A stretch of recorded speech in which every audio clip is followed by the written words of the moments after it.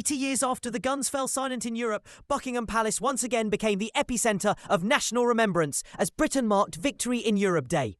In solemn unison with thousands of citizens lining the Mall, the senior members of the royal family gathered to honour the generation whose sacrifices secured peace for future decades.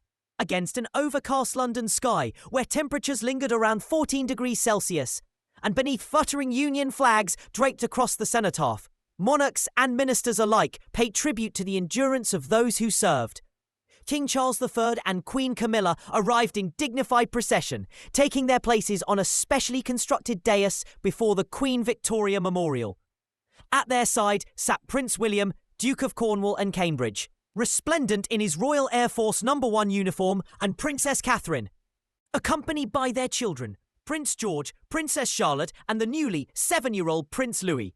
A light-hearted moment provided a human touch to the formal observance when young Louis, seated beside his father, produced a small brush to smooth the shoulder of William's military jacket, ensuring the future king presented himself with impeccable bearing. Following royal arrivals, a procession of 1,300 uniformed service members set forth from Parliament Square along Whitehall. Among them marched contingents from the United States, France, Germany and other NATO allies, joined by recruits of Operation Interflex drawn from the Ukrainian Armed Forces training program. Their presence underlined the enduring strength of international alliances, echoing the sentiment of unity that sustained the Allied effort in 1945.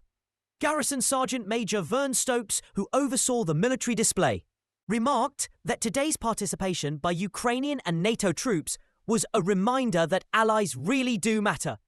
From their vantage point, the monarchs observed the steady march past the cenotaph, its north and south faces draped in the Union flag for the first time since its unveiling in 1920.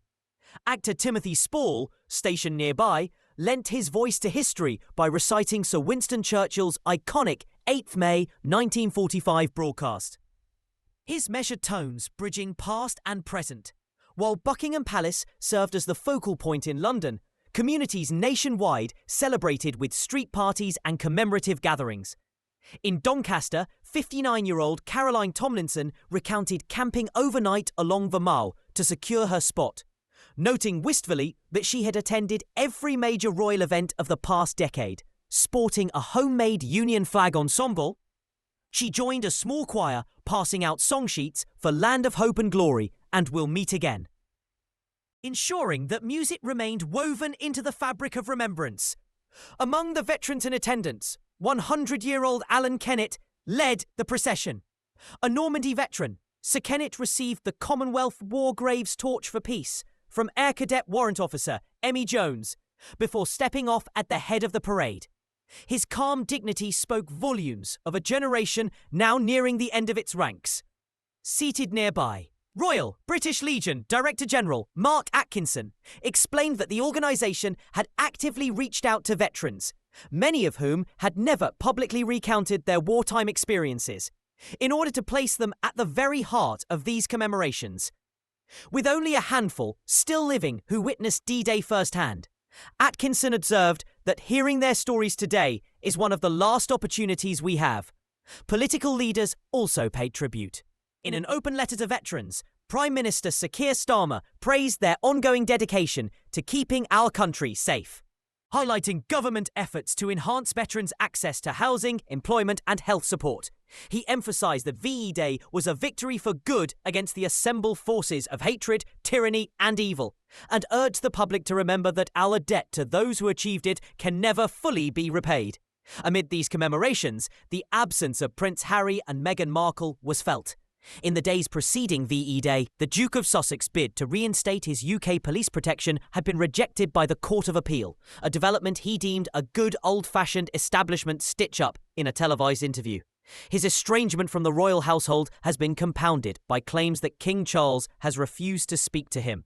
Buckingham Palace, mindful of the veterans' experiences, issued a statement stressing that this week's events were intended to unite the nation and Commonwealth in celebrating the wartime generation whose selfless devotion and service should stand as an enduring example and must never be forgotten.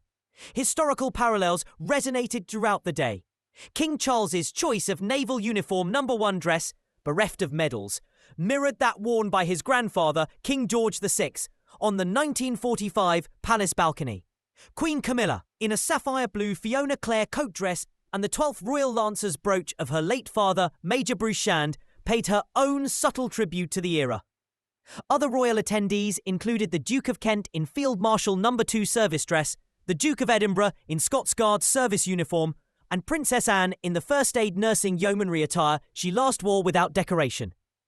Each outfit drew a line of continuity between then and now, underscoring the institution's longevity. Crowds along the Mall included reenactment grooms such as Staffordshire's Bill family, who donned meticulously sourced 1940s garb to portray wartime Londoners, and amateur dressmakers like Grace Gothard and Sackvinder Cub, who fashioned Union flag dresses by hand. Their dedication to authenticity, down to handmade stitches, echoed the personal sacrifices of wartime Britain.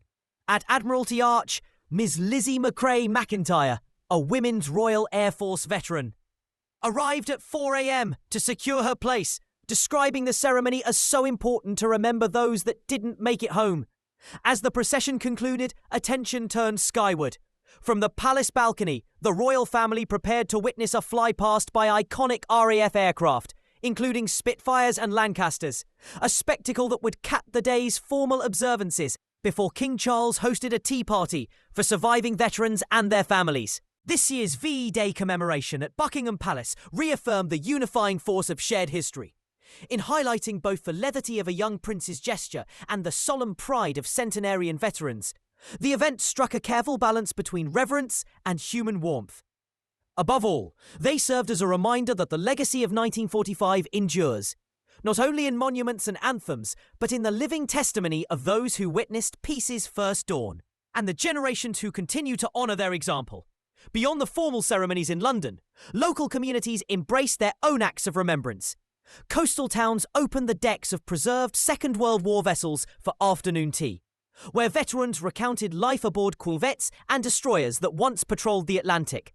In Liverpool, a flotilla of small craft, many crewed by naval cadets, sailed past the pier head, sounding whistles in salute as crowds on shore waved homemade banners. In Plymouth, reenactors staged a mock ARP, air raid precautions drill, complete with vintage sirens and period-accurate gas mask demonstrations, offering younger generations a tactile glimpse into civilian wartime experience.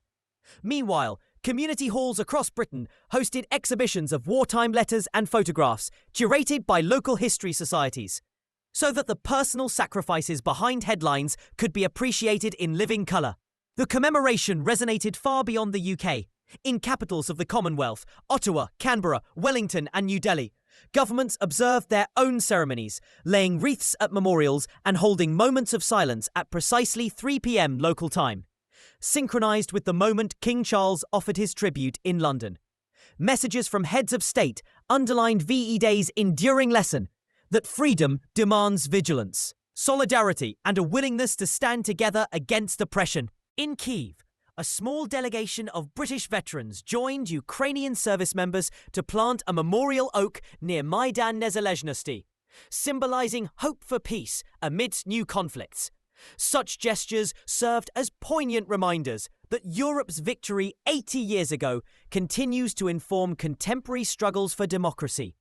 As dusk fell over the Mall and the last of the Spitfires vanished into the gathering clouds, people lingered in respectful clusters, softly singing "We'll Meet Again" long after the official flypast ended. For many, the day fused public pageantry with intimate recollection.